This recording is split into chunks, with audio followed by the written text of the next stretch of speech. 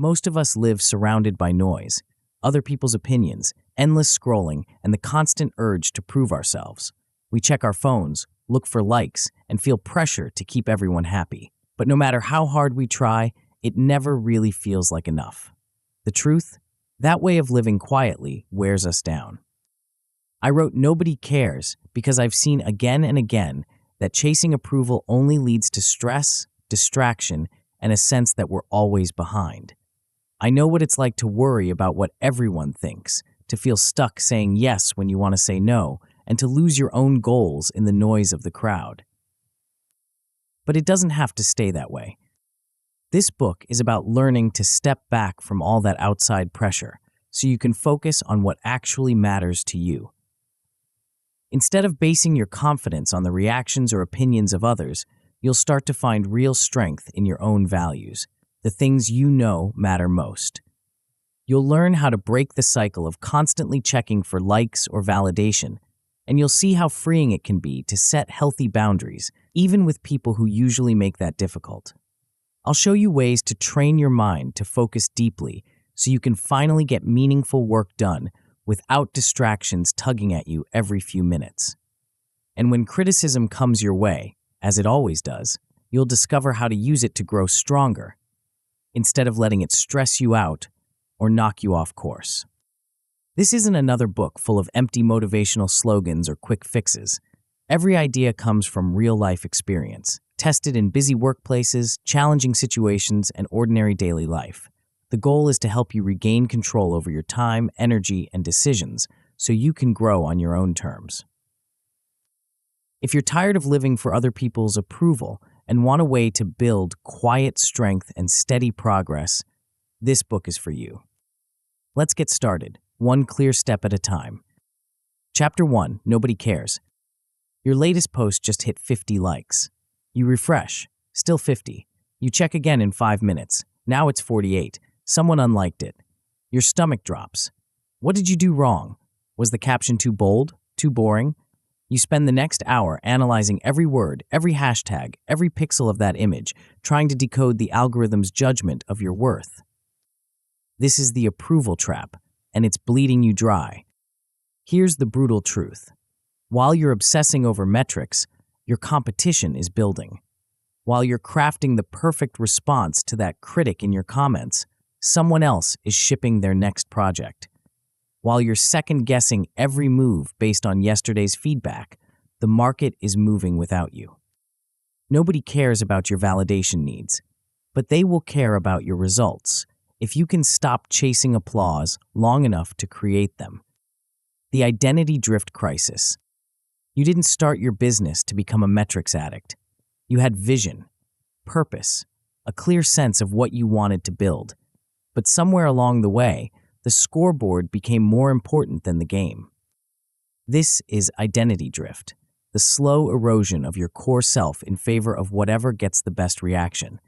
Every time you check your follower count before making a decision, you're outsourcing your identity to strangers. Every time you pivot your message based on last week's engagement rates, you're trading your mission for temporary validation. The hidden tax is crushing. Decision fatigue from constantly weighing, will they like this? Context switching between creating and checking metrics. Focus leaks as your attention fragments across platforms, comments, and competitor analysis. You're not building a business, you're managing a popularity contest. The scoreboard trap is insidious. You start optimizing for reactions instead of results. A viral post feels more important than a closed deal. A harsh comment weighs heavier than a satisfied client. You begin measuring success by noise levels instead of value created. This is how builders become performers, how entrepreneurs become entertainers, how mission-driven leaders become metric-driven followers. The emotional whiplash machine. External metrics create internal chaos. One day you're riding high on engagement, the next day, silence. Your motivation swings with the algorithm's mood. Your confidence depends on strangers' approval. Your energy gets hijacked by every notification. This emotional whiplash destroys consistent execution. You overcorrect after criticism, abandoning strategies that were working. You chase trends after seeing competitors' success, diluting your unique value. You burn cycles, proving yourself to people who don't matter while neglecting the work that does. The prove them wrong sinkhole is particularly toxic. Someone questions your approach, and suddenly you're spending hours crafting the perfect comeback post, days researching data to support your position, weeks building elaborate responses to critics who've already moved on. This is sunk time spiral, throwing good energy after bad reactions. Meanwhile, your real work waits. Your actual clients get less attention. Your core mission gets buried under the noise of public performance. Values vacuum. Most people operate with inherited values, beliefs absorbed from family, culture, or industry without conscious choice. These borrowed values create internal conflict because they don't reflect your actual priorities. When pressure hits, you don't know what you stand for, so you stand for whatever gets applause. Ambiguity fuels people-pleasing. Without clear values, every request feels equally valid. Every criticism feels personally threatening. Every opportunity looks like it might be the one. You say yes to everything because you haven't defined what matters most. But clarity creates courage. When you know your non-negotiables, decisions become simple. When your identity is anchored in chosen values, external noise becomes background static. When your self-worth comes from alignment instead of applause, you can move with conviction. The stagnation spiral. If you don't solve this now, here's your future. Chronic yes-saying leads to calendar debt. Your days fill with other people's priorities while your own projects gather dust. You miss the priority windows that create breakthrough results because you're always responding to someone else's emergency. Resentment builds toward others for their demands, toward yourself for your weakness. You feel busy but unproductive, tired but unfulfilled, successful on paper but empty inside. Your talent plateaus because you're stuck in reactive mode. Shallow work replaces deep thinking. Quick fixes replace systematic solutions. You become very good at managing other people's expectations and very bad at exceeding your own. Image maintenance replaces skill development. You spend more time polishing your brand than improving your craft.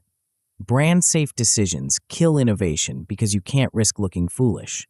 You play not to lose instead of playing to win. 5 years pass. You're still auditioning for rooms you don't respect, seeking approval from people whose opinions don't matter, optimizing for metrics that don't move your mission forward. Your first victory. This book will teach you to reclaim sovereignty over your attention, energy, and decisions. By the time you finish, you'll have selected 3 to 5 non-negotiable values and converted each into daily visible behaviors. You'll draft a one-line identity statement that travels with you into every decision. You'll place these values where you see them hourly, not as inspiration, but as instruction. You'll install the applause critique filter, 3 simple questions that process all feedback in under 60 seconds. Does this align with my values? Should I adjust my approach, or should I release this input entirely? You'll separate preference from principle, opinion from instruction, noise from signal. You'll create a focus sanctuary, a 90-minute daily deep work block that's sacred, one-tab rule, phone in another room, a ship-then-shut ritual after publishing that breaks the feedback-checking compulsion. Most importantly, you'll log 2 decisions made for values, not optics. 2 moments where you chose alignment over applause. These become your proof that change is possible. The compound effect. Continue this practice, and you'll develop compounding calm. Lower reactivity means steadier execution. Fewer, better bets with higher payoff. Your reputation will follow your results instead of driving them. You'll develop quiet power, the ability to set clear boundaries without drama, iterate faster with cleaner feedback loops, and achieve better outcomes with less effort. You'll become the person who ships consistently, says no cleanly, and stays the course under pressure. The 9-step path. The journey has 3 phases.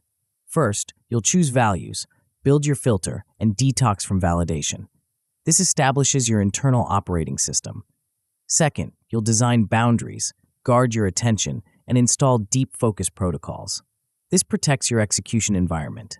Third, you'll alchemize feedback, Stress test your identity and learn to play the long game. This ensures sustainable performance.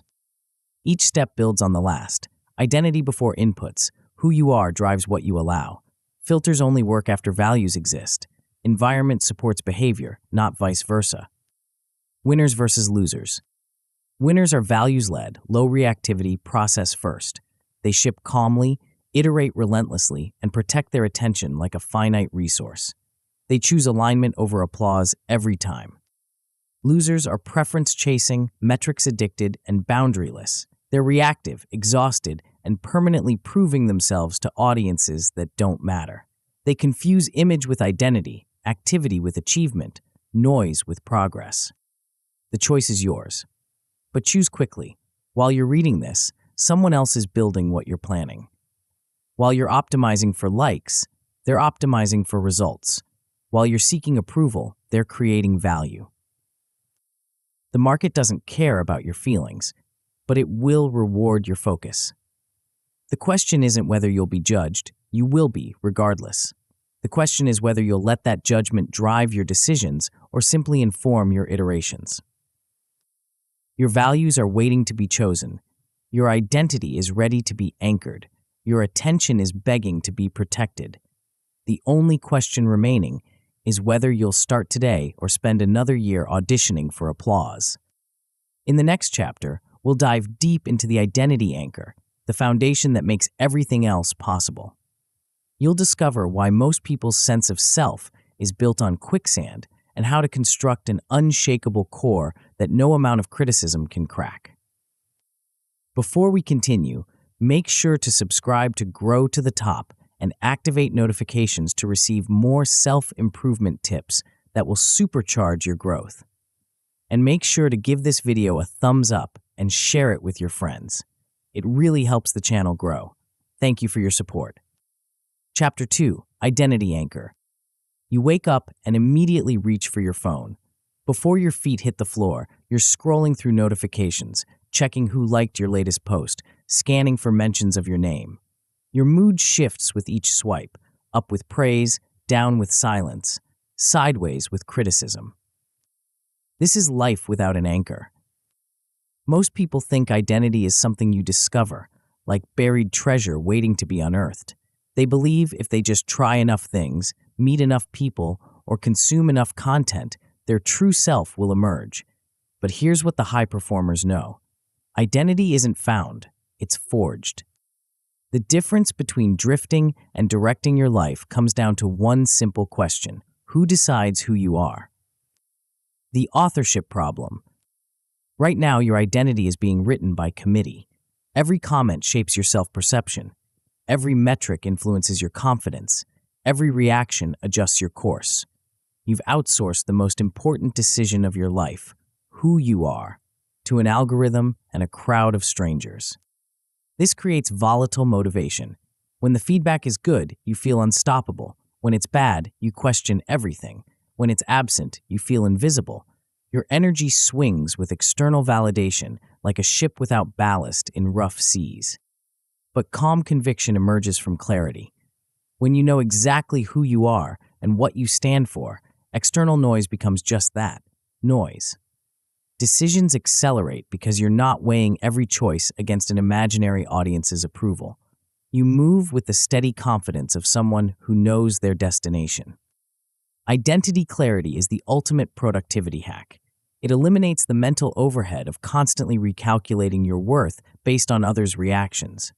It cuts through the paralysis of perfectionism because you're optimizing for alignment, not applause.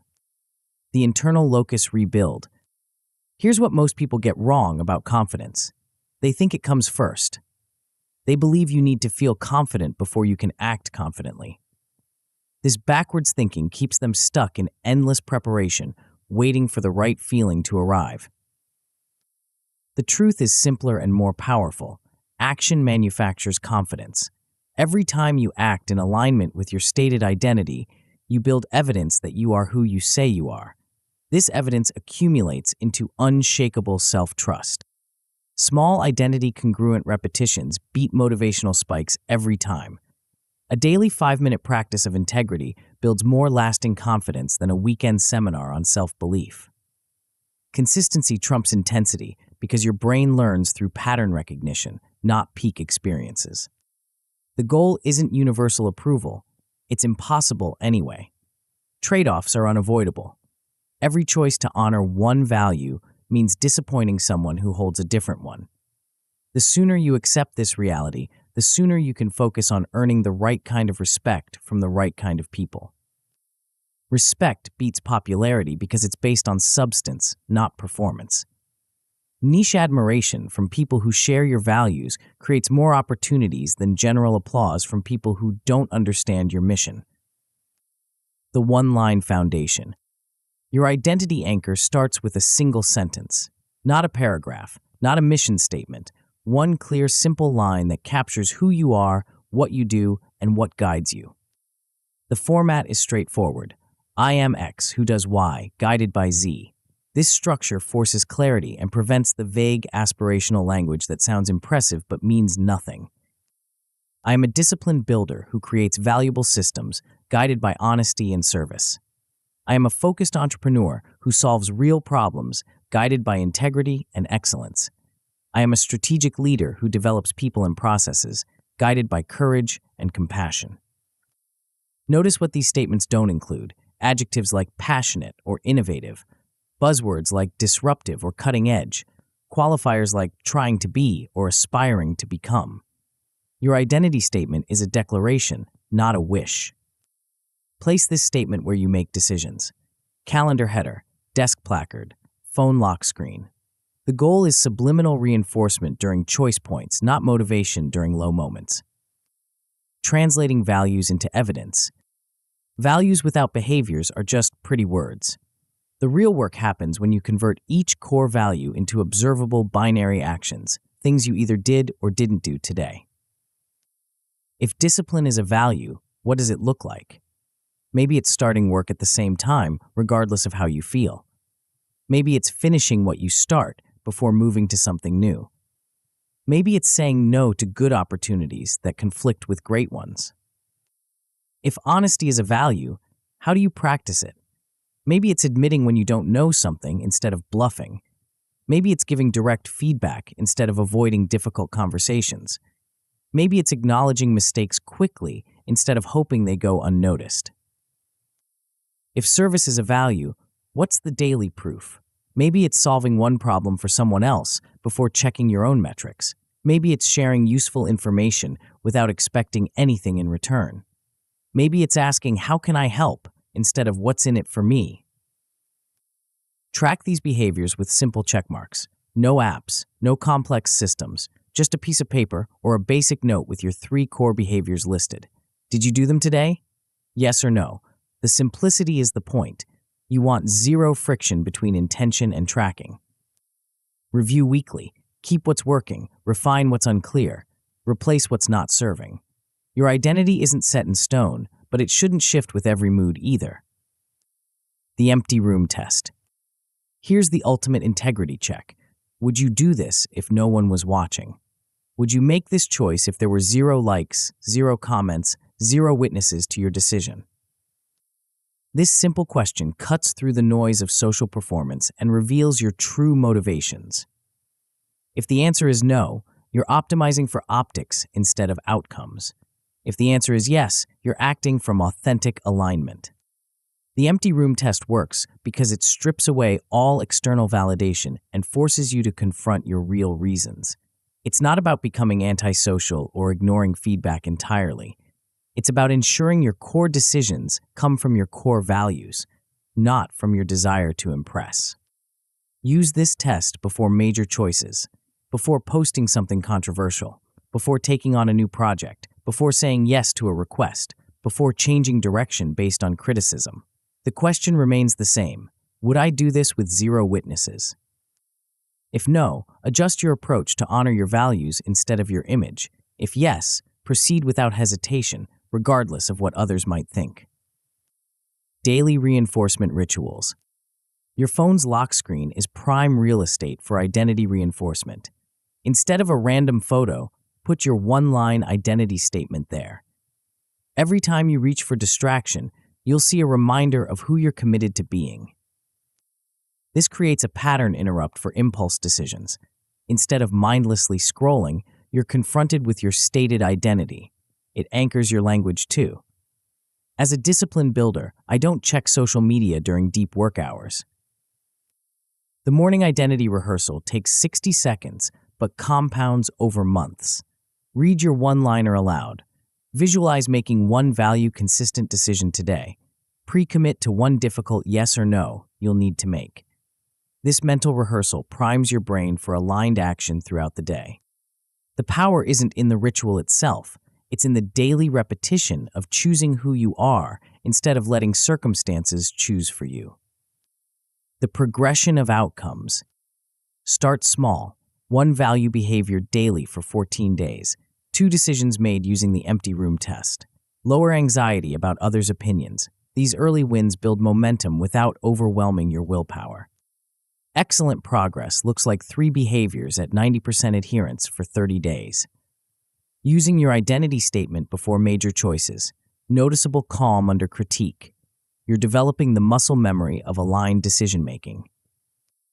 The best outcome is 2 major, unpopular but aligned decisions.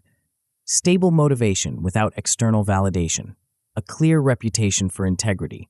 You've become someone who can be counted on to do what they say, regardless of social pressure. When things go wrong, vague values create vague results. If your values are too abstract, convert them to testable behaviors. Add never rules for clarity. I never compromise on quality to meet artificial deadlines. Rephrase everything in plain language a 12-year-old could understand. Identity inflation is the opposite problem. Grandiose statements that sound impressive but feel impossible to live up to. Keep your identity statement to 1 sentence. Let your behavior do the talking, not your adjectives. Review quarterly to ensure your statement still fits your actual life. Backsliding is inevitable. When it happens, implement a 24-hour reset, not endless self-judgment. Reduce the scope of your behaviors if needed, but protect the streak. Celebrate evidence of alignment, not perfect outcomes. The goal isn't perfection, it's consistency.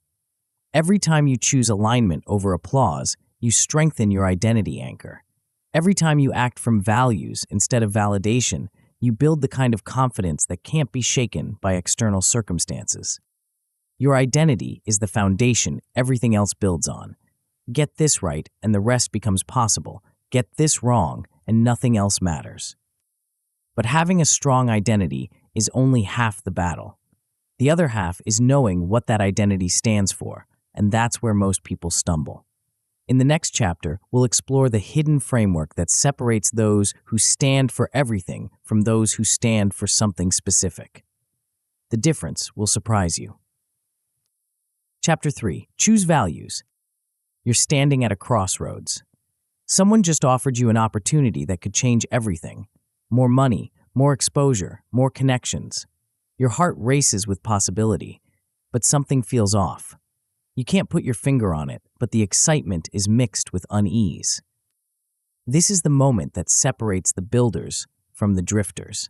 The moment when your values either guide you or fail you.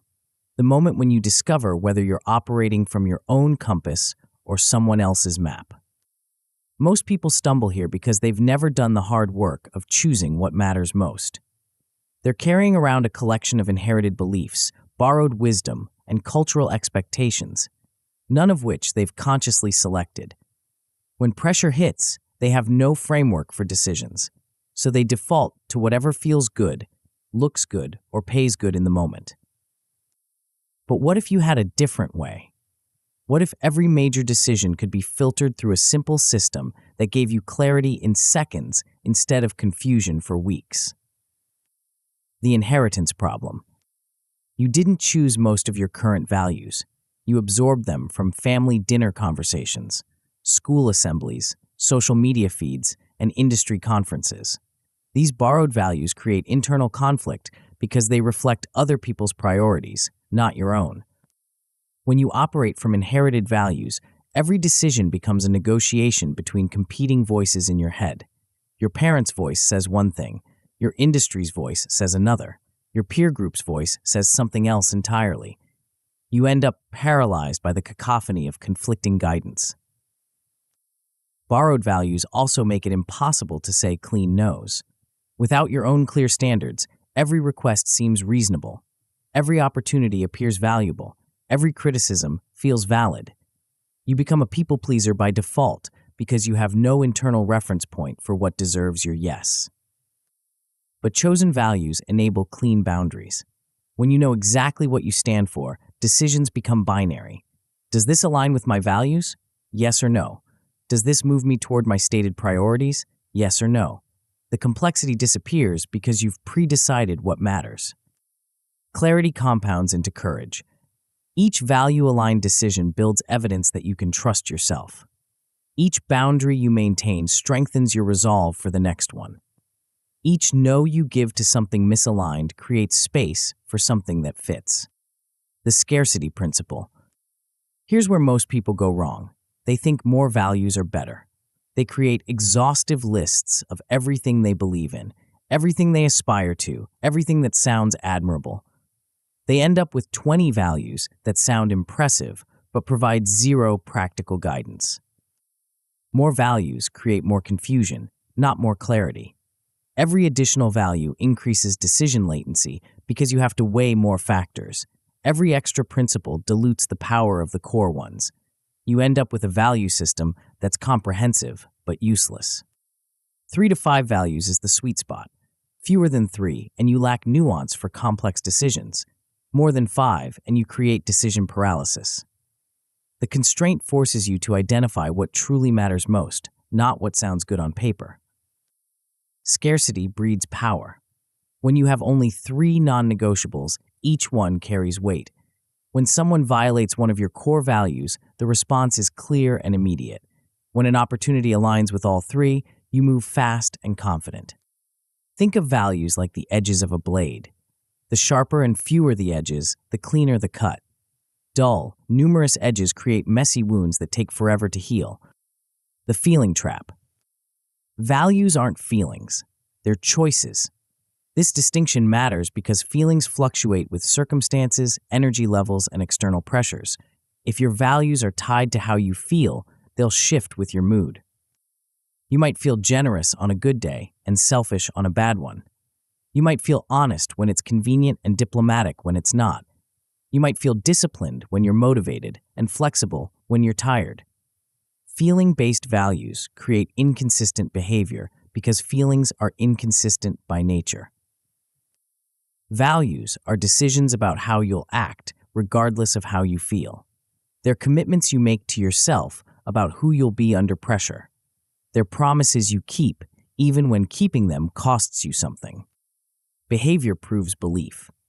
You can claim to value honesty, but if you regularly avoid difficult conversations, your real value is comfort. You can say you value excellence, but if you consistently ship mediocre work, your real value is speed. Your stated values mean nothing if your actions contradict them.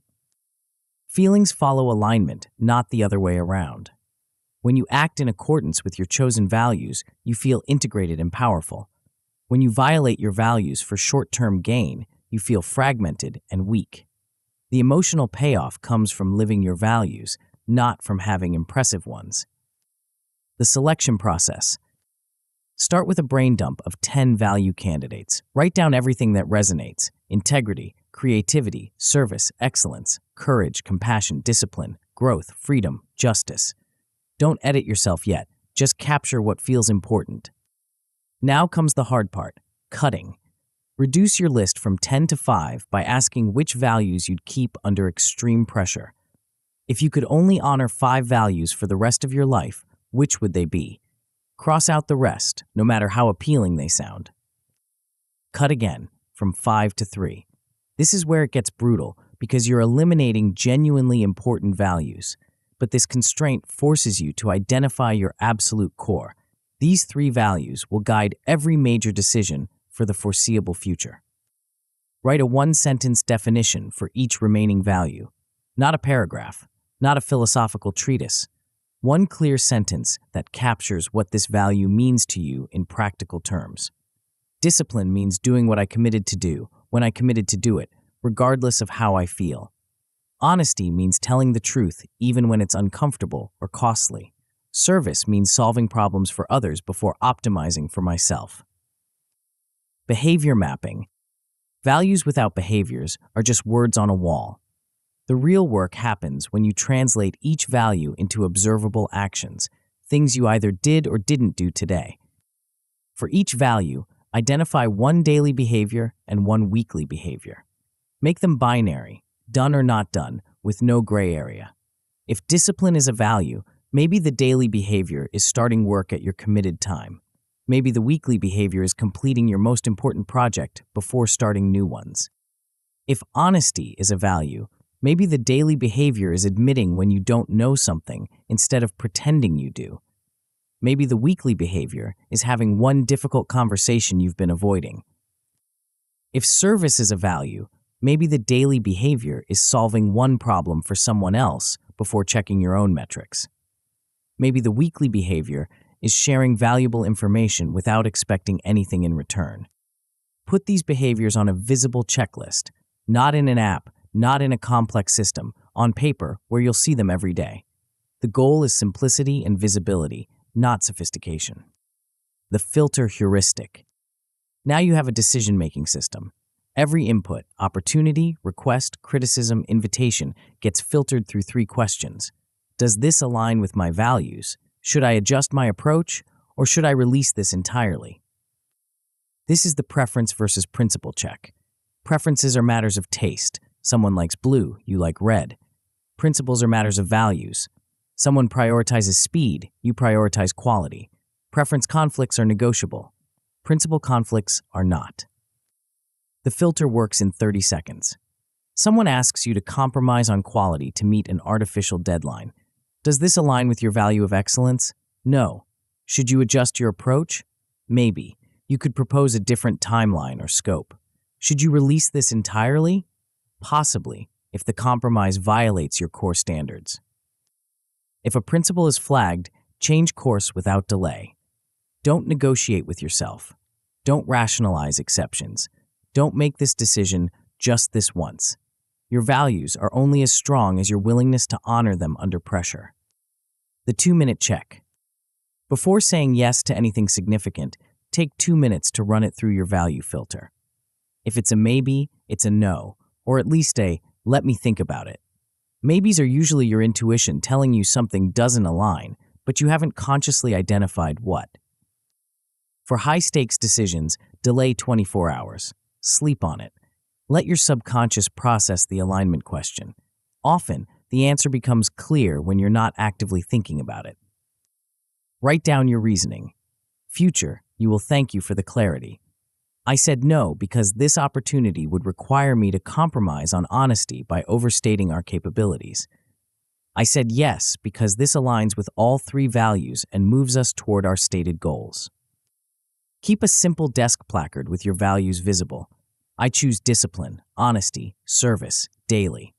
Use it as a pre-meeting ritual. Read it before important calls. Reference it during decision points.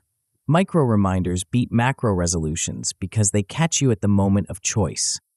The progression path. Good progress looks like choosing 3 values, writing clear definitions, and running 1 behavior per value for 7 days. You'll issue your first clean no based on values rather than convenience. This builds the muscle memory of value-based decision-making. Excellent progress means routing 80% of your decisions through the filter for 21 days. You'll renegotiate or exit one misaligned commitment. You'll notice a significant drop in decision fatigue because you're not redeciding your priorities with every choice. The best outcome is when your values become known to your circle and respect rises accordingly. You make faster, calmer choices in high-stakes situations. There's a tangible uplift in the quality of your work output because you're optimizing for alignment rather than approval. When values fail, copycat values are the most common failure mode. You choose values that sound impressive rather than ones you'd actually keep under pressure. The fix is simple. Ask yourself if you'd maintain this value when it costs you something significant. If not, replace it with something you've already proven you'll defend. Abstract definitions create abstract results. If your values are too philosophical, add concrete examples of what you will and won't do. Tie each value to a daily behavior you can track. Review your language monthly to ensure it stays simple and actionable. Social pushback is inevitable when you start operating from clear values. People who benefited from your previous lack of boundaries will test your new ones. Script a calm boundary line. I've committed to maintaining higher standards in this area. Offer aligned alternatives when possible. Repeat the rule. Change the subject. Move on. Your values are your operating system. They determine what inputs you accept, how you process them, and what outputs you create. Get them right, and everything else becomes easier. Get them wrong, and nothing else matters. But choosing values is only the beginning. The real test comes when those values collide with the modern world's most addictive force, a force so powerful it can override your best intentions in seconds. The next chapter reveals what that force is and how to break free from its grip before it breaks you. Chapter 4: Detox Validation. You just published your best work yet. The idea was sharp, the execution clean, the message clear. You hit post with genuine confidence. This one will resonate. Then you wait. 5 minutes pass, no likes. 10 minutes, one comment, but it's spam. 15 minutes, your confidence starts to crack. By 30 minutes, you're questioning everything. Was the timing wrong? The headline weak? The content boring? This is the validation trap in action, and it's more dangerous than you think. What started as a simple check becomes a compulsion. You refresh the page, check your phone, open the app just for a second to see if anything changed. Each check delivers a micro hit of hope followed by disappointment. Your mood swings with numbers that have nothing to do with the quality of your work. You're not checking metrics, you're checking your worth. And every time you do, you're training your brain to need external approval to feel internally stable. The currency exchange. Your attention is the most valuable currency you possess. It's finite, non-renewable, and impossible to buy back once spent. Yet most people are hemorrhaging it to algorithms designed to capture and monetize their focus.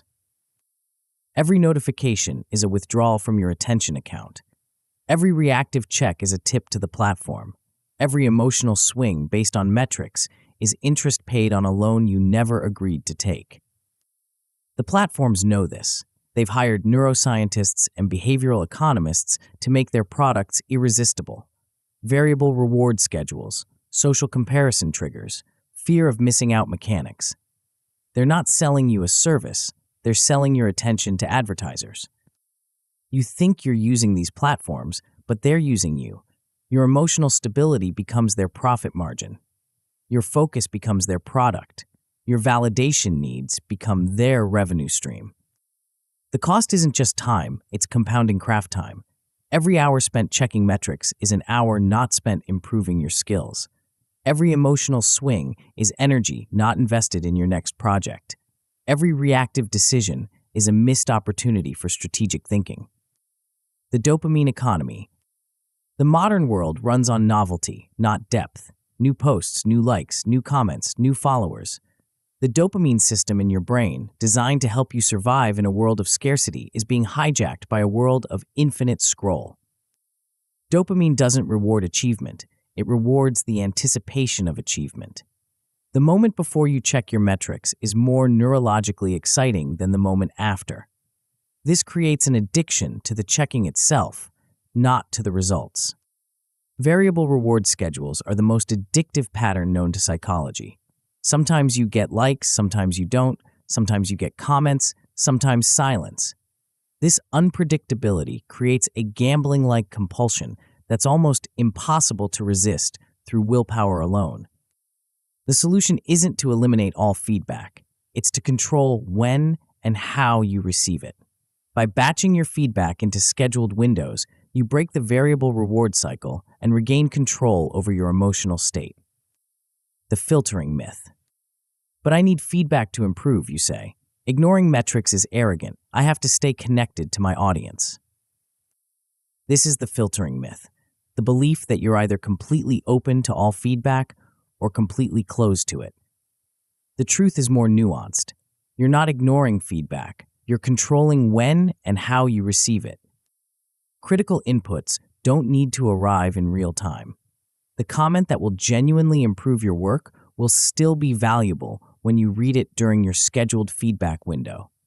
The insight that changes your direction doesn't lose power if you discover it 6 hours later instead of 6 seconds. Alignment decides what feedback matters, not ego. When you filter inputs through your values, you can separate signal from noise without becoming defensive. You're not protecting your ego, you're protecting your focus. The myth that metrics motivate is particularly dangerous. Volatile metrics create yo-yo effort. Good numbers make you overconfident. Bad numbers make you overcorrect. You end up optimizing for the wrong things. Engagement over value, virality over quality, reactions over results. Process metrics stabilize momentum because they measure inputs you control. Hours of deep work, projects completed, skills practiced. These metrics don't swing with algorithmic moods or audience whims. They reflect your actual effort and improvement. The trigger map. Your validation addiction has patterns, specific apps that pull you in, certain people whose approval you crave, particular contexts that trigger checking behavior. The first step in breaking free is mapping these triggers with surgical precision. Identify your top 3 validation sources. Maybe it's Instagram likes on your personal posts, LinkedIn comments on your professional content, email responses to your newsletter. Whatever gets your heart racing when you check it, that's a trigger. Note the time, context, and emotion before and after each check. Do you reach for your phone first thing in the morning? During work breaks? Late at night when you can't sleep? What emotion drives the check? Boredom, anxiety, excitement. What emotion follows? Satisfaction, disappointment, emptiness. For each trigger, choose one substitute behavior.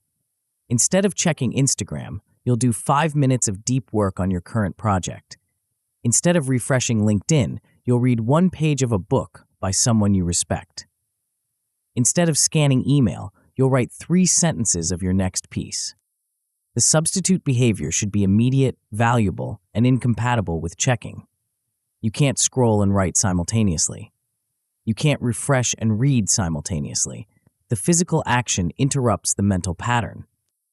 The 30-day fast. A validation detox isn't about becoming antisocial. It's about regaining control over when and how you engage with feedback. For 30 days, you'll hide metrics, batch feedback windows, and replace hit-seeking with value-seeking behaviors. Hide like counts and remove vanity widgets from your devices. Most platforms offer options to minimize these distractions. Use them. If the platform doesn't offer the option, use browser extensions or third-party apps that do. Establish 2 feedback windows per week, Tuesday at 2 p.m. and Friday at 4 p.m., for example. Timed sessions with specific agendas. Check metrics, read comments, respond to messages. When the window closes, you're done until the next scheduled session. Implement ship then shut. Publish your content, close the app immediately, and log your next step. This breaks the compulsive checking cycle at its most vulnerable moment. You've done the work. You've shared the value. Now you move on to the next project instead of monitoring the last one. The emotional air gap. Between stimulus and response lies a space. In that space lies your power to choose. The emotional air gap is a 10-second pause that breaks the automatic reaction cycle and gives you conscious control over your responses. When you feel the urge to check metrics, stop. Take a 10-second breath. Ask yourself, what value am I honoring right now? If the answer is curiosity about genuine feedback, proceed with intention. If the answer is anxiety about approval, choose a different action. The 3 options are always the same: align, adjust, or release. Does this input align with your values and goals? Proceed with confidence. Should you adjust your approach based on this feedback? Make the change and move forward. Should you release this input entirely? Let it go without reaction. The key is choosing your response instead of reacting automatically. Reaction is unconscious, response is conscious. Reaction serves the trigger, response serves your values. building productive friction. Make validation seeking harder and value creation easier. Log out of social media apps daily. Move them off your home screen. Use your desktop instead of your phone for deliberate, slower checking. Create a separate publish-only device profile. When you're in creation mode, you can't access metrics or comments. When you're in feedback mode, you can't access creation tools. This physical separation prevents the mental mixing that destroys focus. The goal is productive friction, making the wrong behaviors slightly harder and the right behaviors slightly easier. Small changes in convenience create large changes in behavior over time. The replacement strategy. Nature abhors a vacuum. When you remove validation-seeking behaviors, you need to replace them with value-creating ones. 5-minute craft sprints after urge spikes. Micro walks to reset your dopamine baseline. One-page reading sessions from masters in your field. These replacement behaviors serve two purposes. They interrupt the validation-seeking pattern, and they invest your attention in activities that actually improve your skills. Instead of consuming other people's content, you're creating your own. Instead of seeking external approval, you're building internal competence. The replacement should be immediate and satisfying. The urge to check metrics is often really an urge for stimulation or progress. Give your brain what it actually wants, the satisfaction of forward movement, without the emotional volatility of external validation. The progression markers. Good progress looks like 30% fewer reactive checks in the first week. 2. Publish without peaking cycles per week. A noticeably calmer mood by day 10. You're breaking the compulsive patterns and stabilizing your emotional baseline. Excellent progress means 1 full week without viewing vanity metrics. A measurable increase in deep work minutes. Fewer context switches during your priority blocks. You're developing sustained focus and consistent output rhythms. The best outcome is completing the full 30 days with no productivity dip. A clear sense of inner signal versus outer noise. Sustained focus even during public attention spikes. You've rebuilt your relationship with feedback from reactive to intentional. When withdrawal hits, the validation itch is real. Your brain will protest the removal of its favorite stimulation source. Schedule these urges, capture them in a note, don't act on them. Substitute a quick craft sprint, take a 90-second reset walk. Fear of missing out on industry news is common. Solve this with one curated weekly digest. Batch your learning time on your calendar. Keep an ideas later list for things you want to explore during designated windows. Social pressure will test your boundaries. Inform close contacts of your new response cadence. Offer alternate channels for true urgencies. Maintain the boundary without apologizing. Your focus is not a favor you owe to others. The detox reveals how much of your mental energy was being drained by validation seeking. When you plug these leaks, you'll have more capacity for the work that actually matters. More emotional stability for difficult decisions. More creative energy for breakthrough thinking. But removing validation addiction is only half the battle.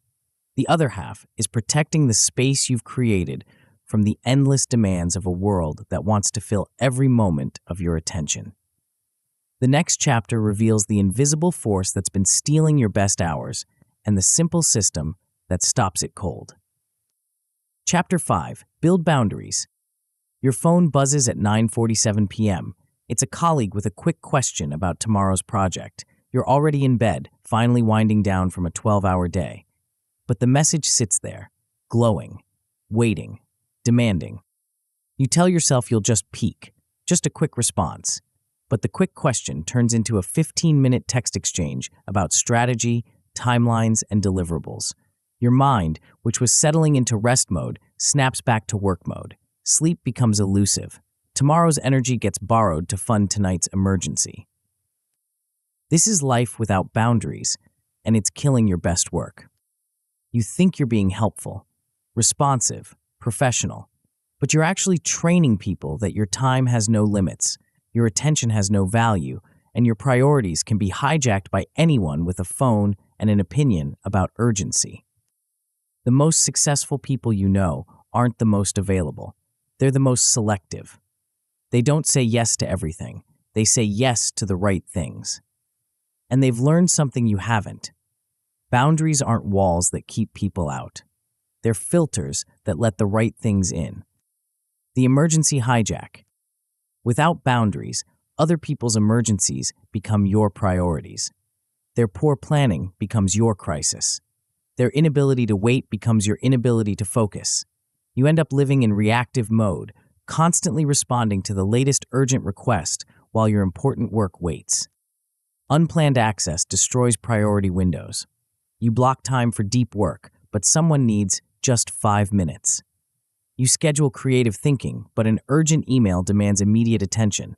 You plan strategic projects, but tactical fires keep pulling you away. The emotional cost is devastating. Guilt when you try to protect your time. Resentment when you don't. Burnout when you realize you're working harder but achieving less. You feel busy but unproductive, helpful but unappreciated, responsive but unfulfilled. Here's the paradox. Respect follows clarity, but chaos invites overreach. When your availability is predictable, people plan around it. When it's unlimited, they exploit it. When your boundaries are clear, people respect them. When they're vague, people test them. The people who respect your boundaries are the ones worth working with. The people who violate them repeatedly are telling you something important about their character and priorities. The design approach. Most people think boundaries happen in the moment. When someone asks for something, you decide whether to say yes or no. But this reactive approach guarantees failure because you're making boundary decisions when you're least equipped to make them, under pressure, with incomplete information, while someone is waiting for an answer. Boundaries as design means pre-deciding your availability rules before you need them. Response times, meeting caps, communication channels, role limits. You're not improvising your boundaries, you're implementing them. Think of elite athletes. They don't decide whether to train based on how they feel each morning. They have training schedules that protect their preparation time. They don't negotiate with every request for their attention.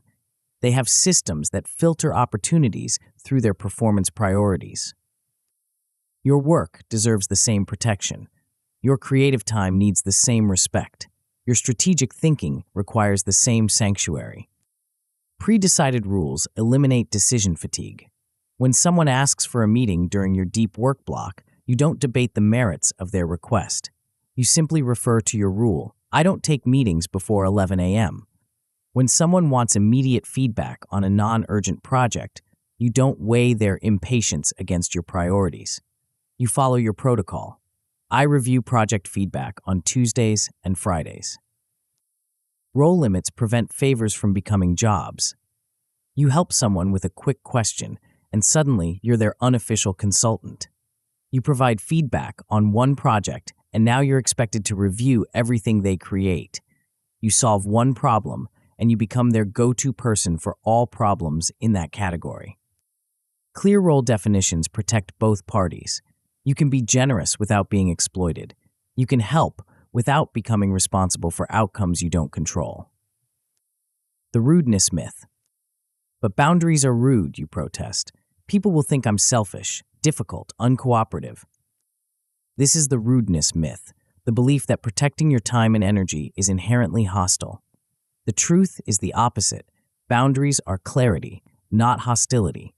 They're respect for both your priorities and other people's need for predictable access. Clarity reduces drama. When people know your availability, they can plan accordingly. When they understand your response times, they don't wonder if you're ignoring them. When they recognize your limits, they don't waste time on requests you can't fulfill.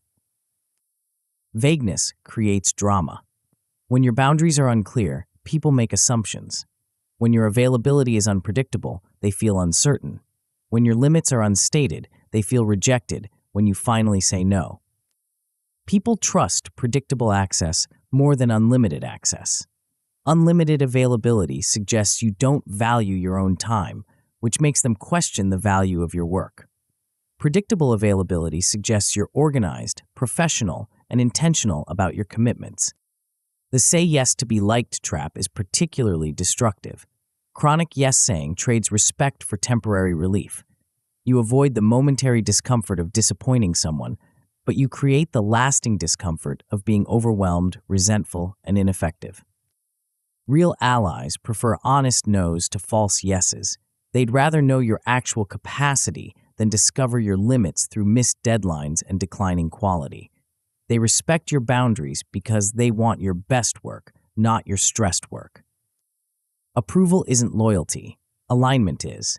The people who truly support your success will support your boundaries because they understand that protecting your best work serves everyone's interests. The 3 non-negotiables. Start with 3 boundary rules. Not 10, not 20. 3 clear, simple rules that protect your most important work windows and energy reserves. Examples might include no meetings before 11 a.m. to protect your peak creative hours. No weekend DMs to preserve recovery time. 2 meeting maximum per day to prevent calendar fragmentation. Tie each rule to a core value. No meetings before 11 a.m. serves discipline. You've committed to using your best energy for your most important work. No weekend DMs serves balance. You've chosen to protect family and recovery time. 2 meeting maximum serves focus. You've decided that deep work requires sustained attention blocks. Publish these rules where relevant. Calendar headers, email signatures, team agreements. The goal isn't to be rigid, it's to be predictable. People can work with your constraints when they know what they are. The graceful decline. Script your boundary responses before you need them. When someone requests something that violates your rules, you need a one-line decline that's polite but firm. Can't take this. Keeping my commitments tight. Always offer an alternative when possible. I can't meet Thursday morning, but I have a slot Friday at 2 p.m.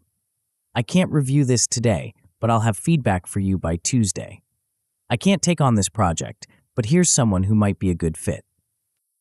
Close the loop clearly. Confirm the next step or exit the conversation. Don't leave people wondering about your decision or hoping you'll change your mind. Clarity prevents follow-up pressure and reduces relationship friction.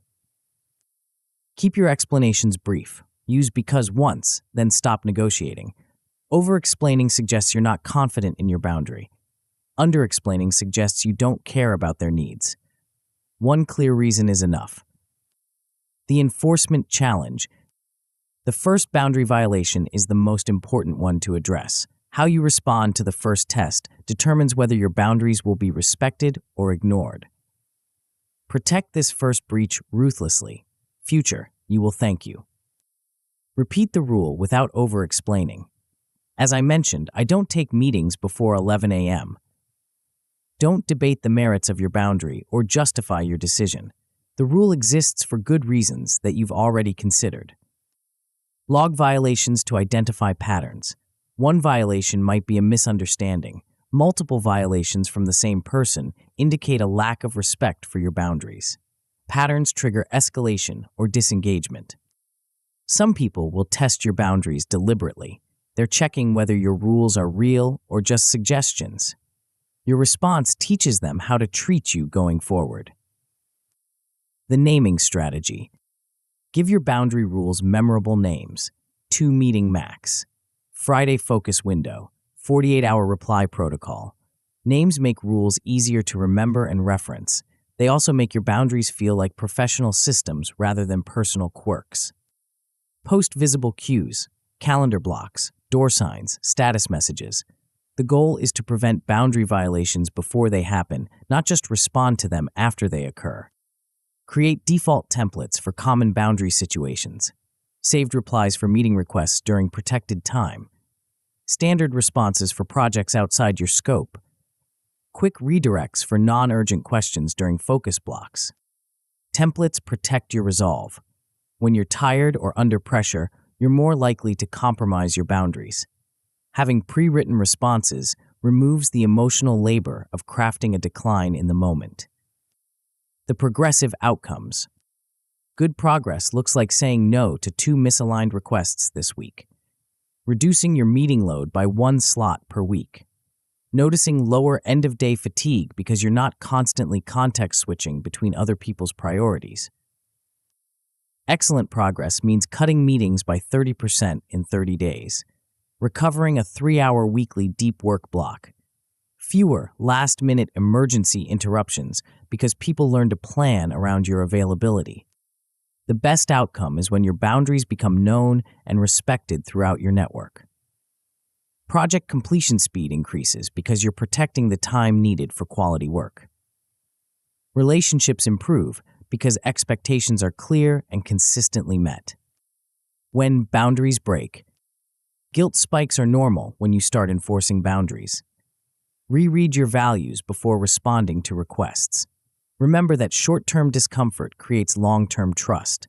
Use your scripted decline plus alternative to maintain relationships while protecting priorities. Pushback and testing are inevitable. Some people will challenge your boundaries to see if they're negotiable. Repeat the rule verbatim once or twice. Offer one alternative. If they refuse to respect your limits, exit the conversation politely. Self-betrayal is the biggest threat to boundary success. You'll be tempted to make exceptions just this once. Get an accountability partner who checks on your boundary adherence weekly. Reduce the scope of your rules if needed, but don't abandon the principle. Your boundaries are the immune system of your productivity. They filter out the distractions and demands that would otherwise consume your best energy. They create the protected space where your most important work can flourish. But boundaries alone aren't enough. Even with perfect filters, you can still waste your protected time on low-value activities. The next chapter reveals the hidden system that transforms scattered effort into focused power, and why most people never discover it. Chapter 6. Guard attention. You sit down to work on your most important project, the one that could change everything. You open your laptop, crack your knuckles, and prepare to dive deep. Then you notice a notification. Just one quick check, you tell yourself. 5 minutes later, you're 3 articles deep into a rabbit hole about productivity tips, ironically destroying your productivity in the process. Sound familiar? Your attention is being stolen in broad daylight, not by masked bandits or sophisticated hackers, but by the very tools designed to help you work. Every notification is a pickpocket. Every open tab is a leak in your focus bucket. Every context switch is a tax on your mental energy that compounds throughout the day. The most successful people you know aren't necessarily smarter than you. They're not more talented or more motivated. They've simply learned to guard their attention like the finite, precious resource it is.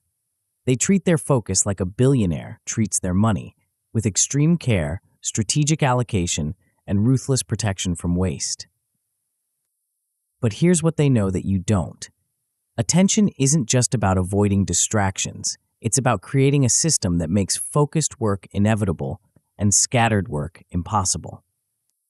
The scarcest currency. Money can be earned back. Time moves forward regardless. But attention? Attention is your true scarcest asset. It's the raw material from which all value is created. When you invest it wisely, it compounds. When you waste it, it's gone forever. Think about compound interest. $1 invested today becomes multiple dollars tomorrow. Attention works the same way. An hour of focused work today creates insights, skills, and outputs that multiply your effectiveness for weeks to come. An hour of scattered work creates nothing but the illusion of busyness. Unbudgeted attention feeds distractions by default. Without a plan for your focus, every input feels equally important. Every notification seems urgent. Every interruption appears justified. You end up spending your most valuable resource on other people's priorities instead of your own. Guardrails beat willpower when you're tired. At 2 p.m., when your energy is low and your resolve is weak, you won't have the mental strength to resist that social media check or that interesting article. But if you've built systems that make distraction harder and focus easier, your environment does the work for you. The goal isn't to become a monk, it's to become sovereign over your own attention, to choose where your focus goes instead of letting it be hijacked by whoever shouts loudest. The sovereignty system. Attention sovereignty means you decide where your focus goes, when it goes there, and for how long. It's the difference between being a victim of your environment and being the architect of your productivity. This requires three components: a budget that allocates your attention intentionally, guardrails that prevent attention leaks, and real-time nudges that pull you back when you drift. Without all three, you're fighting a losing battle against forces specifically designed to capture and monetize your focus. The budget creates structure. The guardrails create protection. The nudges create course correction. Together, they form an attention operating system that runs in the background of your work, keeping you on track without constant conscious effort. But here's the key insight. You need metrics that actually matter. Most people track the wrong things: hours worked instead of value created, tasks completed instead of progress made, busyness instead of results. The right metrics focus on inputs you control and outputs that compound. The multitasking myth. I'm great at multitasking, you say. I can handle multiple projects simultaneously. I work better with several things going at once. This is the multitasking myth, and it's costing you more than you realize. Research shows that context switching can reduce your throughput by 20 to 40%. Every time you shift from one task to another, your brain needs time to refocus. These switching costs accumulate throughout the day, leaving you exhausted and underproductive. Single tasking wins across creative and analytical work. When you give your full attention to one thing, you enter flow states that produce exponentially better results. When you split your attention across multiple things, you get mediocre results on everything. The urgent versus important confusion makes this worse. Urgent tasks scream for attention. Important tasks wait patiently. Without clear priorities, you'll always choose urgent over important, reactive over strategic, shallow over deep. Busyness often hides avoidance. When you're juggling multiple tasks, you feel productive even when you're avoiding the difficult, important work that actually moves the needle. Multitasking becomes a socially acceptable form of procrastination. True productivity equals valuable outputs per unit time. It's not about how many things you do, it's about how much value you create. 1 hour of deep work on your core project beats 8 hours of scattered work on peripheral tasks. Track creation, not communication. Emails sent, meetings attended, and messages replied to are not measures of productivity. They're measures of responsiveness. Focus on what you've built, shipped, and improved, not what you've processed. The budget architecture. Your daily attention budget should have 3 deep blocks, 2 shallow blocks, and 1 admin sweep. This structure ensures you have protected time for your most important work while still handling the necessary but less demanding tasks. Deep blocks are for your core work, the projects that require sustained concentration and creative thinking.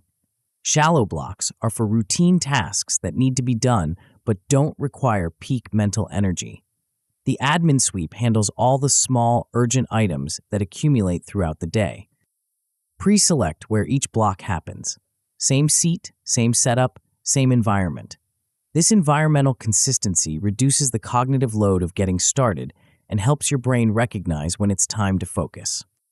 Protect your first deep block before noon. Your mental energy is highest in the morning, and this block sets the tone for the entire day. If you lose this block to meetings or interruptions, you've lost your best opportunity for meaningful progress. Choose 3 meaningful metrics that you can fully control: minutes of deep work completed, artifacts shipped, recovery time protected. These process metrics give you daily feedback on your attention management without depending on external factors.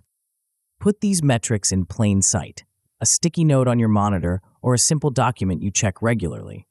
The visibility creates accountability and reminds you what actually matters. Review weekly and adjust thresholds upward gradually as your focus muscle strengthens. The guardrail system. Install guardrails that make distraction harder and focus easier.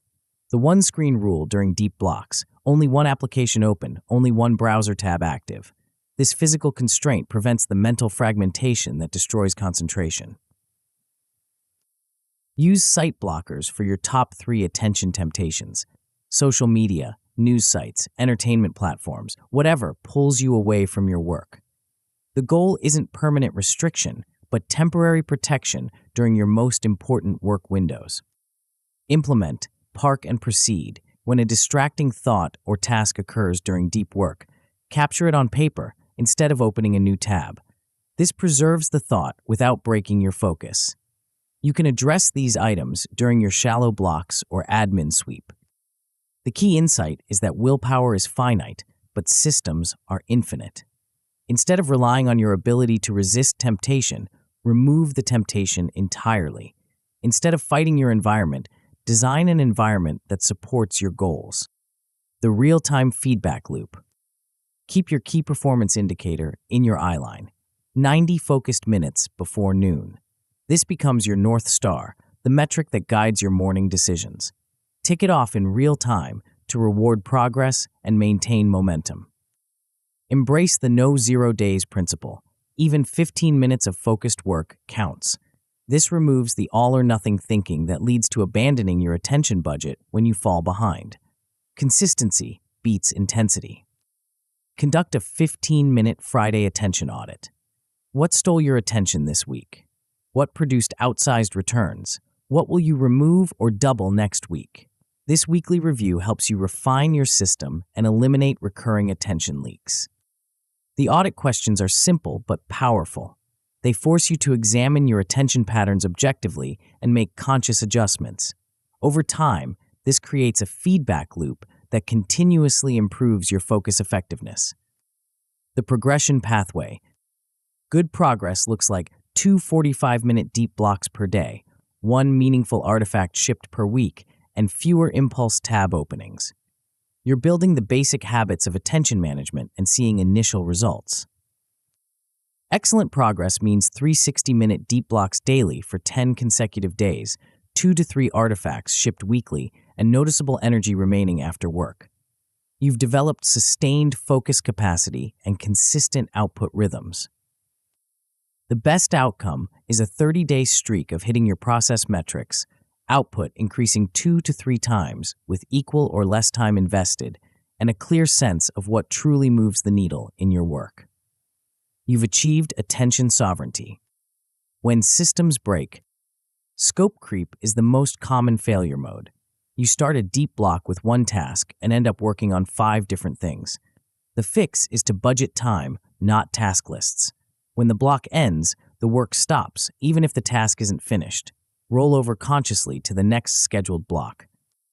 Keep a later list to prevent hijacks. When new tasks or ideas emerge during focused work, capture them immediately and return to your primary task. This prevents the mental loops that fragment attention. Tool churn destroys focus consistency. Every new app or system requires learning time and creates decision fatigue. Use one tool per function: notes, tasks, calendar. Freeze your tool stack for 30 days. Evaluate quarterly, not daily. Energy dips are natural and predictable. Schedule your deep work during your peak energy hours. Use micro resets, 90 seconds of breathing plus a quick walk, to restore focus when it wanes. Reduce evening inputs that wreck your sleep and tomorrow's attention capacity. Your attention is under assault from forces that profit from your distraction. But with the right system, you can reclaim sovereignty over your focus and channel it toward the work that matters most. The difference between scattered effort and concentrated power isn't talent or motivation. It's the quality of your attention management system. But even perfect attention management can't save you if you're pointing your focus in the wrong direction. The next chapter reveals the hidden art that separates those who work hard from those who work smart, and why most people never learn the difference. Deep focus. You've seen them before, the creators who seem to produce magic on command. While everyone else struggles with writer's block, they ship consistently. While others chase trends, they set them. While the masses scatter their attention across a dozen platforms, these few go deep on what matters. What's their secret? It's not talent, it's not luck, it's not even harder work. It's something far simpler and more powerful. They've learned to enter a state that most people experience only by accident, a state where time disappears, distractions vanish, and their best work emerges almost effortlessly. This state has a name, and once you know how to access it on demand, everything changes. But here's what most people get wrong. They think this state requires perfect conditions, unlimited time, or some mystical inspiration. They wait for the right mood, the right environment, the right moment.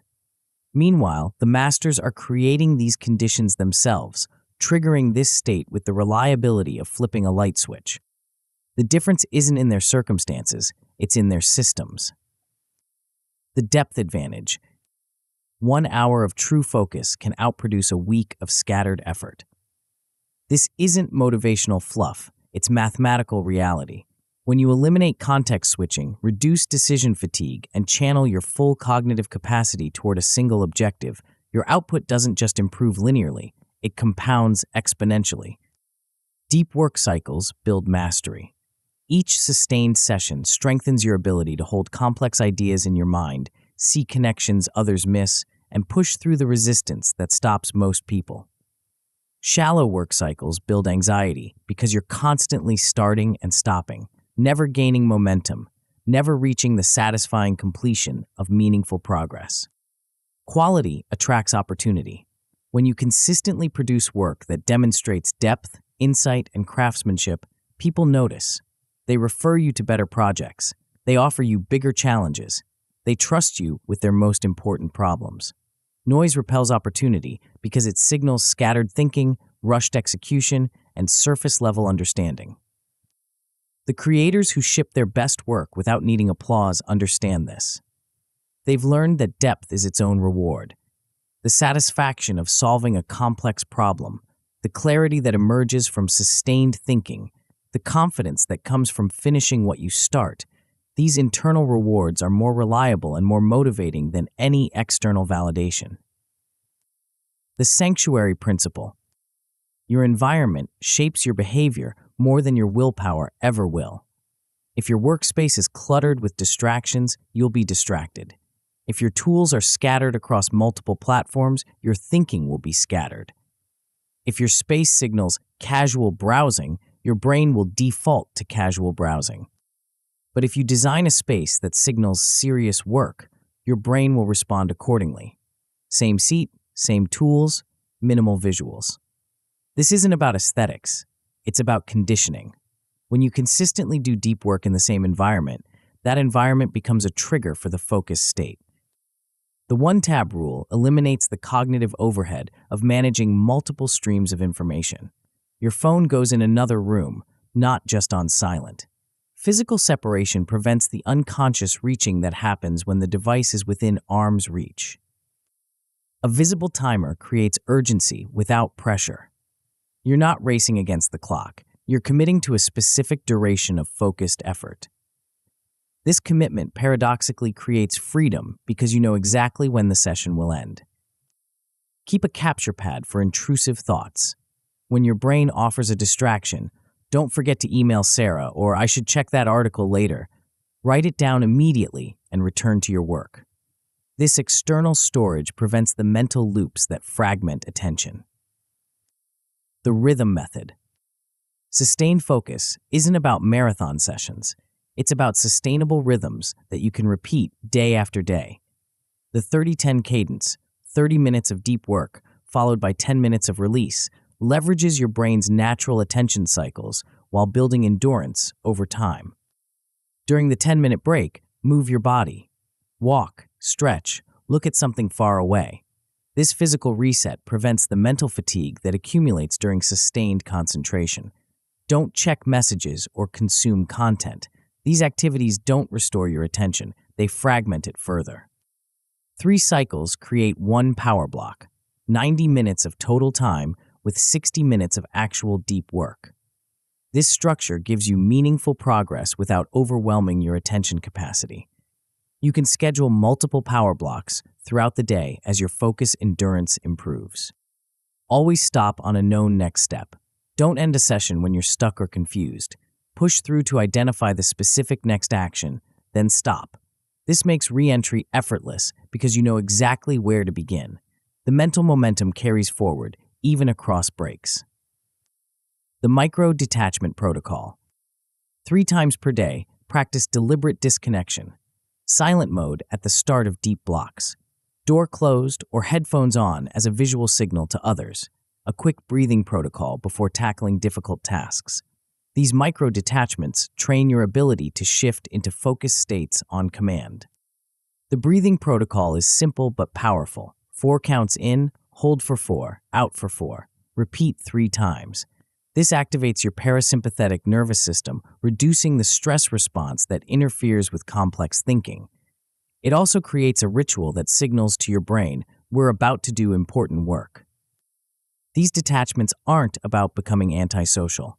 They're about creating clear boundaries between focused work and everything else. When you're in a deep work session, you're unavailable for anything that isn't directly related to the task at hand. This isn't rude, it's professional. The perfect conditions trap. I need the right music, the perfect lighting, complete silence, and my lucky pen before I can focus. This is the perfect conditions trap, and it's keeping you from ever starting.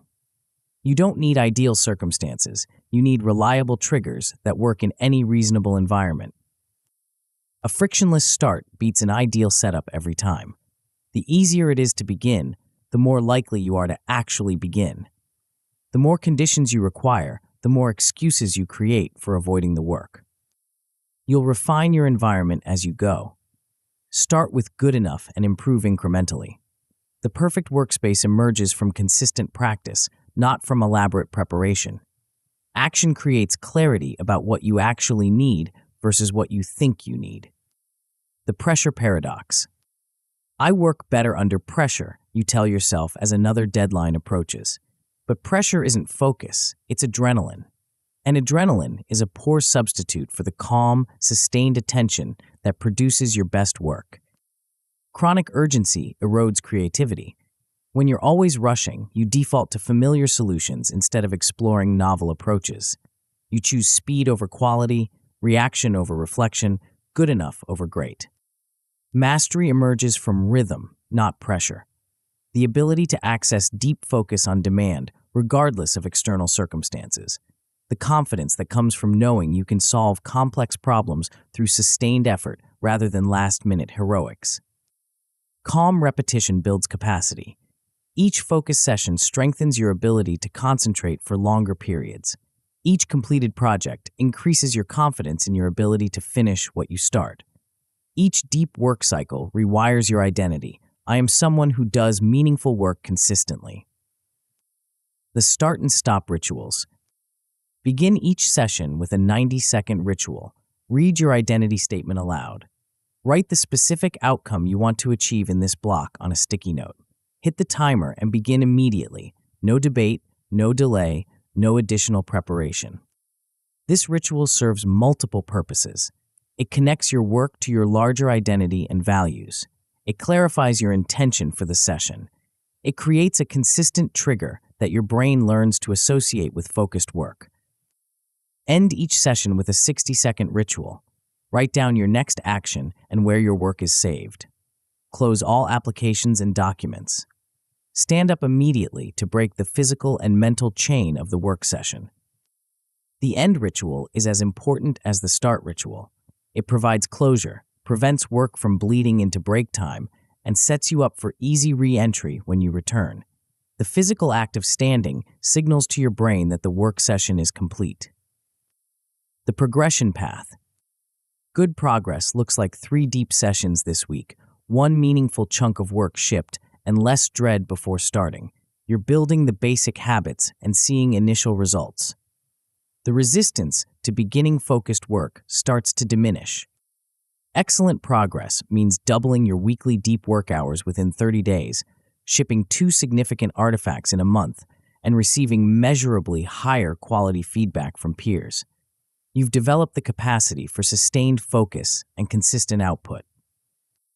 The best outcome is recognition for consistent high-caliber work, the ability to access calm focus on demand, and the sense that long projects feel lighter and more inevitable. You've transformed from someone who struggles with focus to someone who is known for depth and quality. When focus fails, Interruptions are inevitable, but they don't have to be destructive. Use visible signals, closed door, headphones, status messages to prevent interruptions before they happen. Batch your message checking into 2 specific times per day. Set up autoresponders during deep work blocks to manage expectations. Restlessness during focused work is normal, especially when building your concentration capacity. Use a 90-second breathing reset combined with a posture shift. If needed, shorten your sessions to 20 minutes of work with 5-minute breaks until your endurance improves. Switch to a smaller subtask if you're stuck, but keep the block alive. Perfectionism kills more projects than any external obstacle. Ship version 1 today and schedule version 2 for tomorrow. Use a simple good enough checklist. Is it clear? Is it complete? Is it coherent? Limit yourself to 2 review passes per work block. After that, you're polishing, not improving. Your ability to focus deeply isn't just a productivity skill, it's a competitive advantage in a world of infinite distraction. While others scatter their attention across countless inputs, you're developing the rare ability to go deep on what matters most. But even perfect focus can be wasted if you're not learning from the feedback your work generates. The next chapter reveals the hidden art of transforming criticism into fuel and why most people never learn to separate the signal from the noise. Chapter 8, Feedback Alchemy. Someone just tore apart your work, publicly. The criticism stings because it hits close to home. They've identified real weaknesses you hoped no one would notice. Your first instinct is to defend, explain, or counterattack. Your second instinct is to abandon the project entirely. Both instincts are wrong. What if I told you that this exact moment of criticism, contains more potential for growth than 1,000 compliments? What if the harshest feedback could become your most valuable fuel, but only if you know how to process it correctly? Most people treat feedback like weather, something that happens to them beyond their control, capable of ruining their day or lifting their spirits. But the masters have learned something different. They've discovered how to transform any input, no matter how harsh or poorly delivered, into pure improvement energy. This is feedback alchemy, the art of turning criticism into craft advancement. And once you master it, you'll never fear feedback again. You'll seek it out. The refinement versus definition choice. Every piece of feedback presents you with a choice. Will this refine your work or define your worth? The difference determines whether criticism makes you stronger or weaker, whether it accelerates your progress or derails your confidence. Feedback that refines builds skill. It points to specific improvements in your process, technique, or execution. It gives you actionable information about how to make your next iteration better. This kind of feedback is gold, even when it's delivered harshly or wrapped in personal attacks. Feedback that defines steals identity. It makes sweeping judgments about your character, talent, or potential. It conflates your work with your worth, your current skill level with your future capacity. This kind of feedback is poison, even when it's delivered kindly or mixed with genuine praise. Great performers separate data from drama. They extract the useful information from criticism while discarding the emotional packaging. They understand that the messenger's mood doesn't affect the message's validity, and the delivery style doesn't determine the content's value. Calm iteration wins long games. When you can process feedback without emotional volatility, you iterate faster, you test more approaches, you improve more rapidly, you build the kind of consistent progress that compounds over years into mastery. The projection lens. Here's what most people don't understand about criticism. It reveals more about the critic than the work being criticized. Every negative reaction is information about the belief system, preferences, and mental models of the person giving feedback. When someone criticizes your approach, ask yourself, what belief of theirs is my behavior challenging? Maybe they believe success requires struggle, and your efficient methods threaten that worldview. Maybe they value tradition, and your innovation makes them uncomfortable. Maybe they prioritize safety, and your risk-taking triggers their anxiety. This isn't about dismissing all criticism as projection. It's about understanding the lens through which each piece of feedback is filtered. When you identify the underlying belief clash, you can separate legitimate technical feedback from personal discomfort. Use your values to route every input through three categories: align, adjust, or release. If the feedback aligns with your core values and points to genuine improvement opportunities, implement it immediately.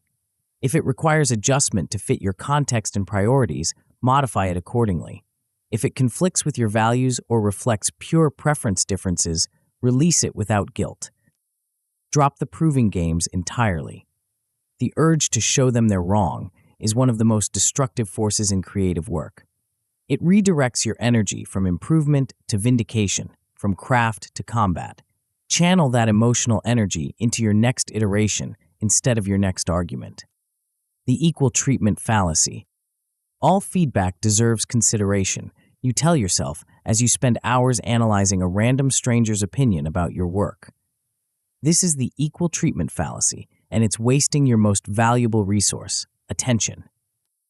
Not all feedback is created equal. A technical note from an expert in your field carries more weight than a preference statement from someone outside your target audience. A pattern of similar feedback from multiple credible sources matters more than a one-off complaint from a single voice. Sort feedback by source, credibility first. Expert opinions from people who've achieved what you're trying to achieve deserve immediate attention. Peer feedback from people at your skill level provides valuable perspective. Audience feedback from your target market reveals user experience issues. Random stranger opinions require the highest skepticism threshold.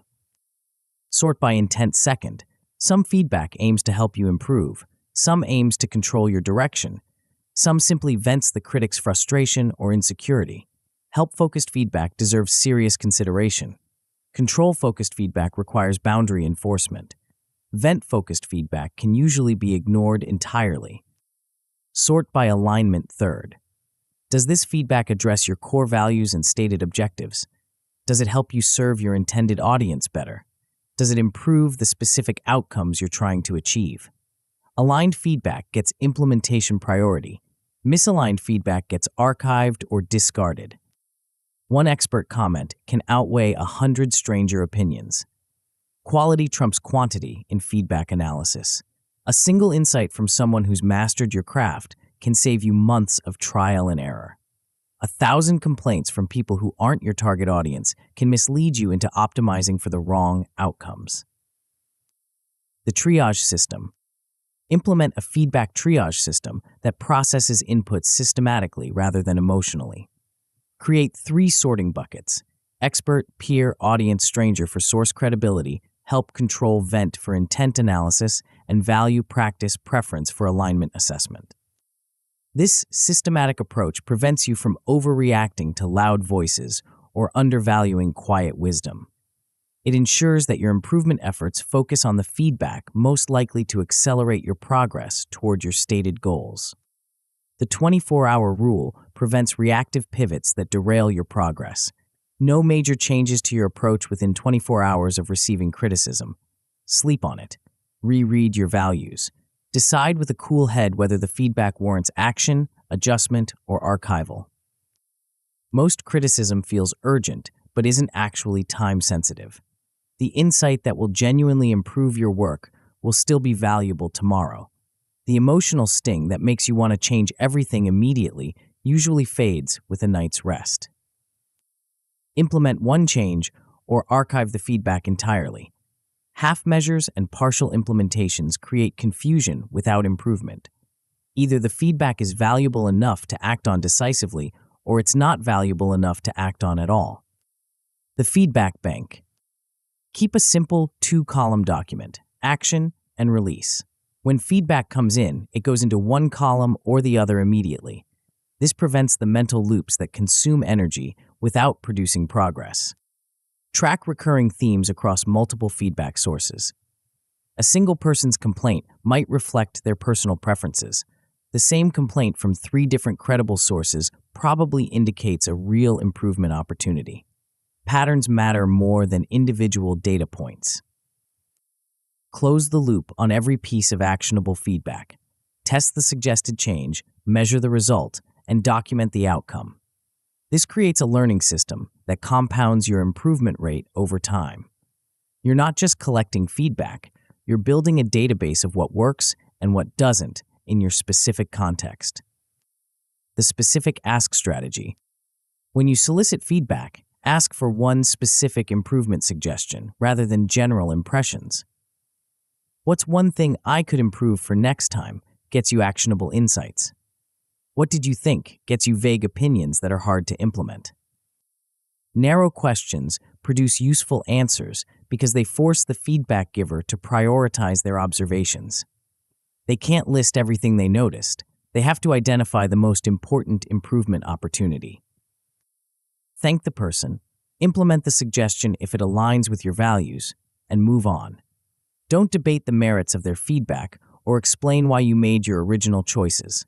Your next iteration is your argument, not your words. The practice reply protocol.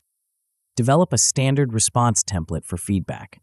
Noted, testing X for the next 2 iterations. This acknowledges the input without committing to permanent changes or engaging in lengthy discussions about implementation details.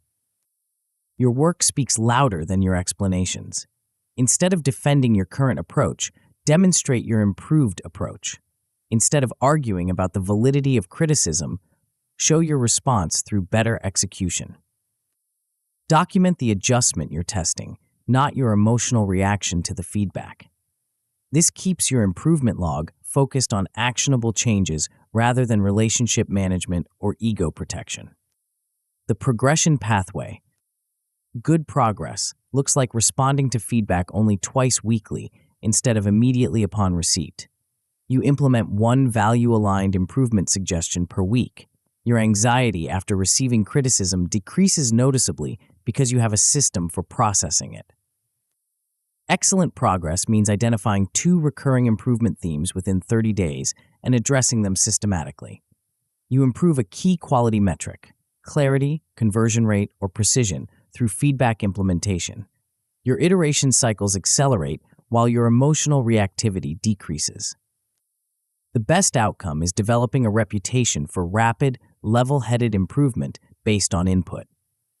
Your reactivity during criticism drops dramatically because you've learned to separate signal from noise.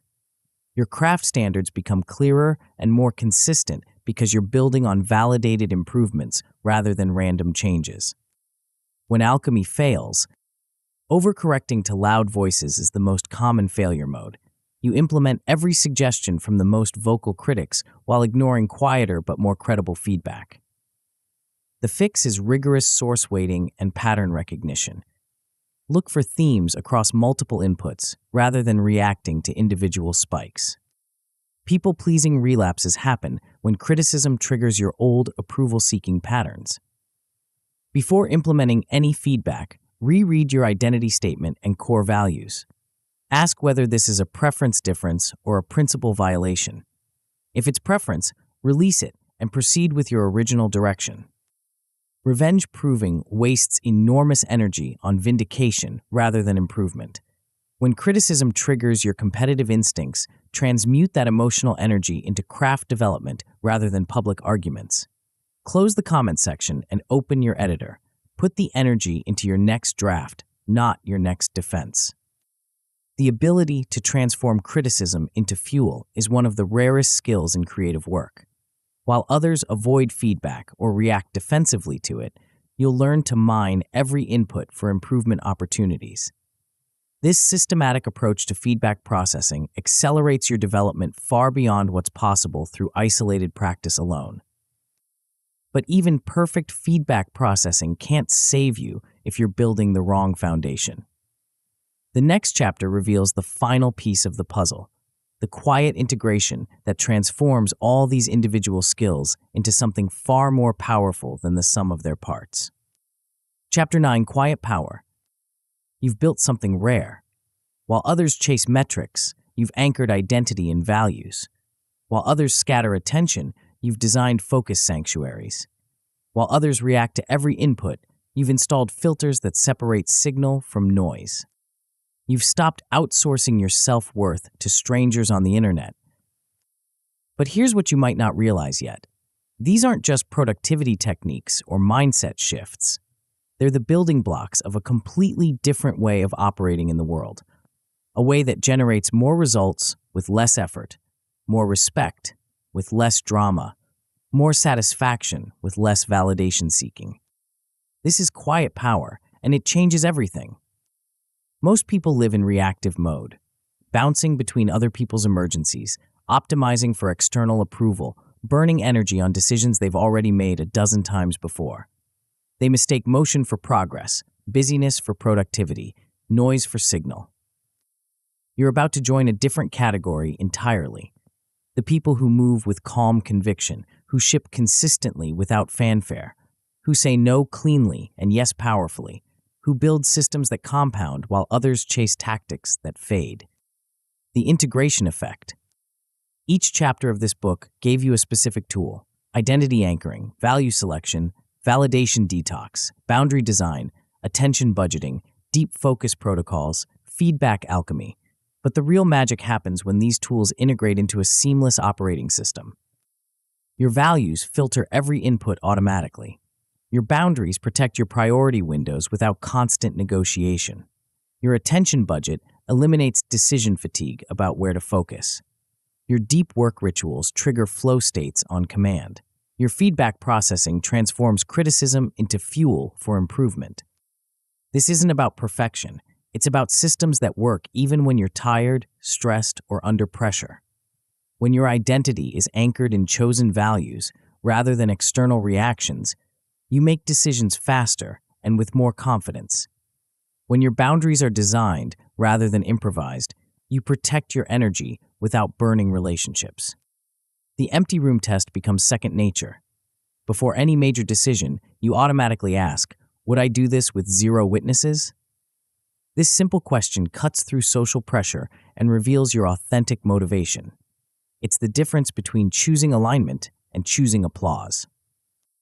Your daily behaviors become proof of your stated identity, not motivation, not inspiration, evidence.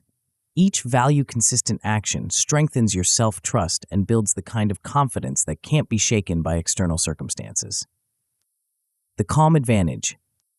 When you stop reacting to every input, something remarkable happens. You start moving first instead of responding second. While others are still processing the latest crisis or opportunity, you're already 3 moves ahead because your decision-making framework is clear and consistent. Drama slows down around you because you're not feeding it with emotional reactivity. People learn that you don't get pulled into unnecessary conflicts or last-minute emergencies that could have been prevented with better planning. Your calm becomes contagious. Risk becomes manageable when filtered through values.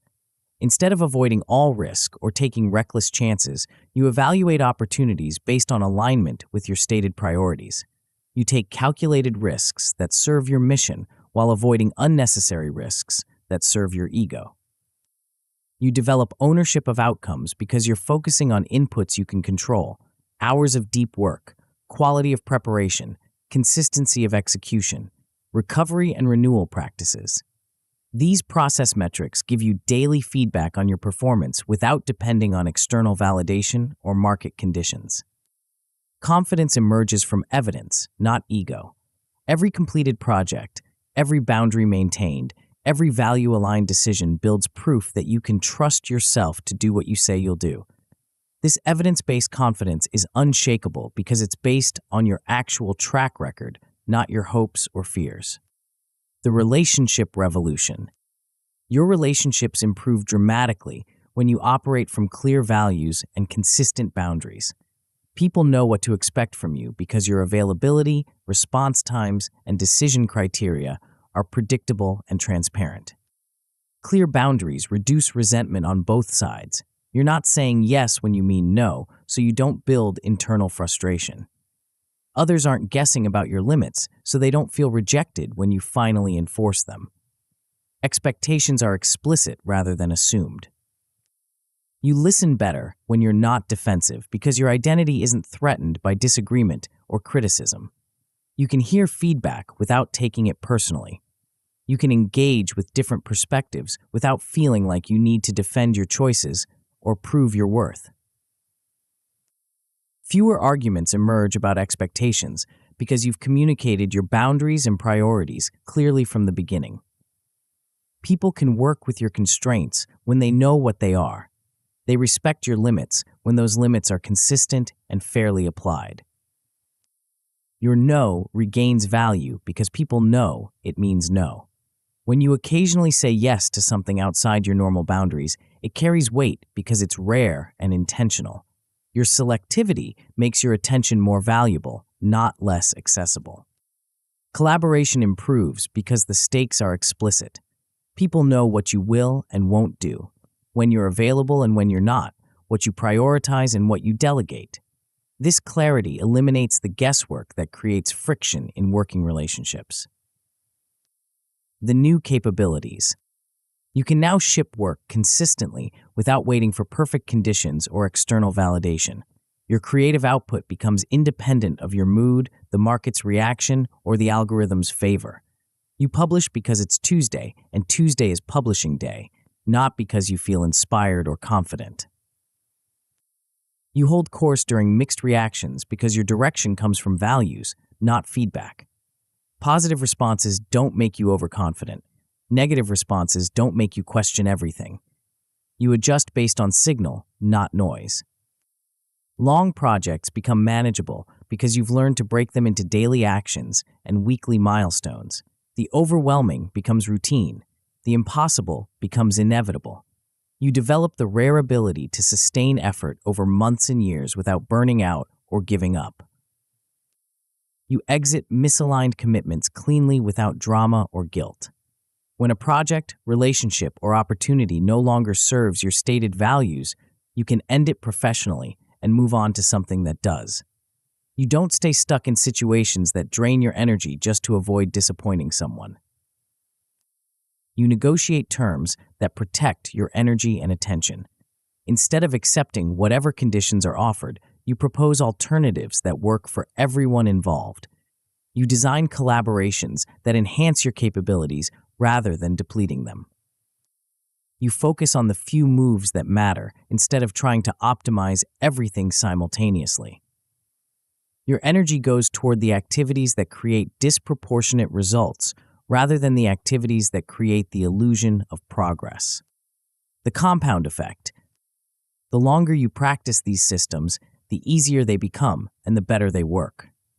Habits carry the cognitive load, so you're not constantly deciding how to respond to common situations.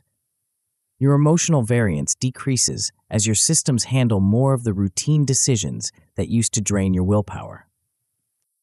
Each cycle builds muscle memory. The first time you enforce a boundary, it feels difficult and awkward. The 10th time, it's automatic and natural. The 100th time, people stop testing your limits because they know they're real. Depth attracts compounding opportunities. When you consistently produce high-quality work, people notice. They refer better projects to you. They invite you into more interesting collaborations.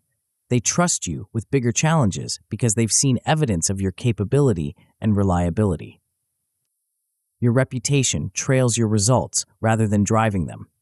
You're not managing your image, you're building your craft. The recognition comes as a byproduct of the work, not as the goal of the work. This creates sustainable motivation because it's based on internal satisfaction rather than external validation. You feel lighter while producing more because systems eliminate the mental overhead of constant decision-making. You're not redeciding your priorities every day or renegotiating your boundaries every week. The framework handles the routine so you can focus on the creative and strategic work that actually moves your mission forward. The starting point. If you're ready to begin, start with the 3-3-90 protocol. Write down 3 core values and 1 daily behavior for each. Block 90 minutes tomorrow morning for your first focus sanctuary. Tell one person about one boundary you're implementing. These 3 actions create the foundation for everything else. The values give you a decision-making framework. The focus block establishes your commitment to deep work. The boundary communication signals to others that your availability is designed, not unlimited. Don't wait for perfect conditions or complete understanding. Start with good enough and refine as you go. The system improves through practice, not through planning. Action creates clarity about what works in your specific context and circumstances. Your values will evolve as you test them under pressure. Your boundaries will adjust as you learn what truly protects your energy. Your focus protocols will improve as you discover your optimal rhythms and environments. But none of this learning happens without starting. The quiet revolution. You don't need permission to operate differently. You don't need to announce your new approach or convince others to join you. You simply begin making decisions based on your values instead of other people's expectations. Walk quietly, build loudly. Let your work speak for your capabilities. Let your consistency demonstrate your reliability. Let your boundaries show your professionalism. Let your results prove your approach. Choose alignment over applause today, tomorrow, and always. The applause will come, or it won't.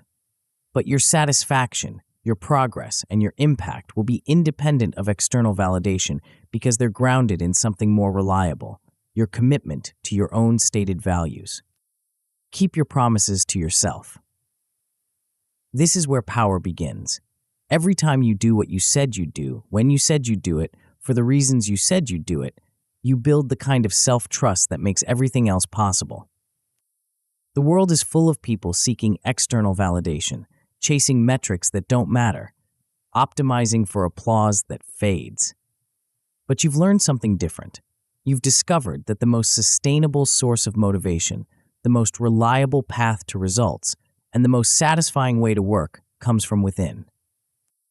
You've learned to care deeply about your craft while caring less about the crowd's reaction, to ship consistently while staying selective, to build systems that compound while maintaining the flexibility to adapt and improve. This is quiet power, the ability to move with conviction in a world of constant noise, to create value without needing credit, to influence outcomes without needing control, to build something meaningful while the world argues about metrics. You have everything you need. The only question is whether you'll use it. The choice, as always, is yours. But choose quickly. While you're deciding, someone else is building. While you're optimizing for applause, they're optimizing for results. While you're seeking permission, they're taking action. Your values are waiting. Your identity is ready. Your attention is yours to direct. The systems are built. The path is clear. Nobody cares about your excuses, but they will care about your results. Start now.